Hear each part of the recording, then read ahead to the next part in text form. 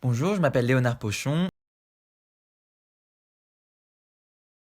Donc mon podcast qui a reçu le prix du jury s'appelle La paysanne et la mathématicienne. C'est un podcast qui répond au thème du travail des femmes et dans lequel j'ai décidé de mettre en relation le récit d'une vieille femme qui a été paysanne et qui s'est occupée de sa famille toute sa vie, qui a 96 ans, 94 ans aujourd'hui et qui vit dans les Hautes-Alpes, avec le récit d'une mathématicienne, une jeune chercheuse en mathématiques et maître de conférences, parce que cette vieille femme m'a dit qu'elle aurait aimé faire des mathématiques dans sa vie. Et je trouvais ça intéressant d'avoir une modernisation de son récit et de voir comment est-ce que elle aurait pu être aujourd'hui et comment est-ce que ces deux femmes qui ont rien à voir en apparence, et ben finalement elles ont un désir qui a été commun mais qui pour l'une a abouti et pour l'autre non. Tout d'abord, je me suis dit que le thème du travail des femmes, moi, ça me faisait penser aux vieilles femmes en fait qui n'avaient pas pu travailler, mais de voir qu'est-ce qui s'était passé, pourquoi elles n'avaient pas pu travailler et comment elles ont réagi à ça. Et donc j'ai décidé d'aller parler à cette vieille dame qui vit dans notre quartier, dans une maison de vacances dans les Hautes-Alpes. Et elle m'a dit qu'elle aurait voulu être mathématicienne. Au début, je voulais faire parler une tatoueuse qui tatouait des seins, des femmes qui ont des cancers du sein et qui refaisait des tétons pour voir comment est-ce qu'une femme, à travers son travail, pouvait aider d'autres femmes à se reconstruire.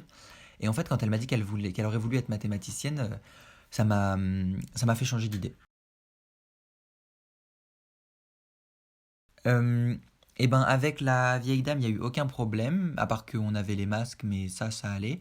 Par contre, avec la mathématicienne, elle parlait pas très fort, donc c'était assez compliqué au montage de rattraper ça. Il a fallu augmenter le son, sauf que comme moi je parlais plus fort, et ben moi il n'y avait pas de sorte de bruit d'ambiance qui était augmenté, donc j'ai dû copier l'ambiance sous moi pour le remettre sous elle pour que ça s'entende moins.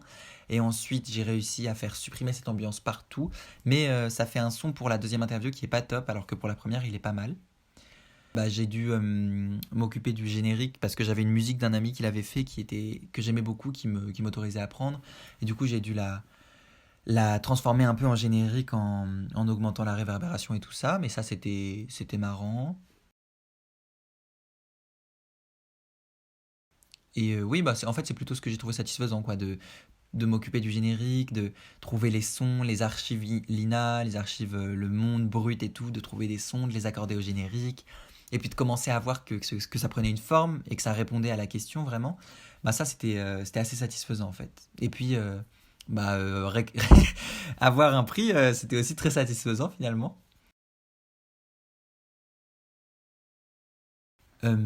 Ouais, le métier de mathématicienne, c'était totalement inconnu pour moi et pas concret. En fait, j'aime bien les mathématiques, mais j'en fais plus au lycée parce que je pouvais pas avec mes spécialités. Et c'était hyper intéressant de se rendre compte de la poésie que ça pouvait avoir. Parce qu'en fait, j'ai pas du tout pu tout garder de l'interview parce que c'était assez long, mais elle m'a parlé aussi de comment les mathématiques c'était poétique et j'ai trouvé ça extrêmement intéressant. Et la vieille dame, elle m'a parlé, elle, de sa vie à l'époque où ils n'avaient pas de frigo, ils mettaient le beurre dans des fontaines d'eau glacée. Alors c'est des choses que j'ai enlevées parce que ça répondait pas particulièrement au thème et que je voulais pas être hors sujet. Mais, euh, mais j'ai appris beaucoup de choses ouais, sur la vie de ces deux femmes extrêmement différentes mais extrêmement intéressantes. J'ai déjà fait un podcast avec mon père qui s'appelait Rencontres improbables. Et en fait, mon père est comédien, journaliste. Et du coup, on s'est amusé à, moi, je voulais apprendre à interviewer en fait parce que c'est quelque chose qui m'intéresse et que j'aimerais bien faire plus tard. Du coup, je l'interviewais et il improvisait des personnages qui étaient ceux d'un père à moi, ceux d'un père à moi que je ne connaîtrais pas parce que j'aurais été fécondé par PMA. Et c'était extrêmement amusant à faire parce qu'on fait tous les deux du théâtre aussi et donc c'était des improvisations et ensuite je devais monter, enfin ensuite je devais faire le truc quoi et du coup c'était assez intéressant parce que j'ai appris avec mes erreurs de comment est-ce qu'on essaye de faire parler l'autre plus fort, de comment est-ce que on doit rattraper au montage quelque chose qui est raté, de comment est-ce qu'on n'a pas enregistré son fichier donc on recommence tout et trouver un nom de podcast, des descriptions, enfin c'était vraiment un travail à part entière et en fait pendant tout l'été de l'année dernière je publiais un épisode tous les dimanches et après, j'ai pas eu le temps de trop m'y reprendre. J'ai republié un épisode avec une amie qui a perdu son père. Et j'ai adoré faire ça. Et ce podcast, ça m'a un peu relancé dans cette dynamique. Parce que je faisais plus trop de podcasts. J'avais pendant le confinement l'année dernière tout préparé. J'avais mon frère, il avait Adobe avec son école d'archi, donc j'avais m'étais fait une affiche d'un podcast qui s'appelle Mystère et boule d'amour, pour parler d'amour, parce que c'est quelque chose qui m'intéresse et que je retrouve pas moi pour l'instant à mon âge, mais que j'ai envie de découvrir chez les autres, à travers le témoignage des autres. Et du coup, j'ai tout fait pendant le confinement. J'ai fait une affiche, un générique. J'ai demandé à des groupes de musique s'ils voulaient bien me prêter leur générique. Enfin, j'ai fait pas mal de trucs.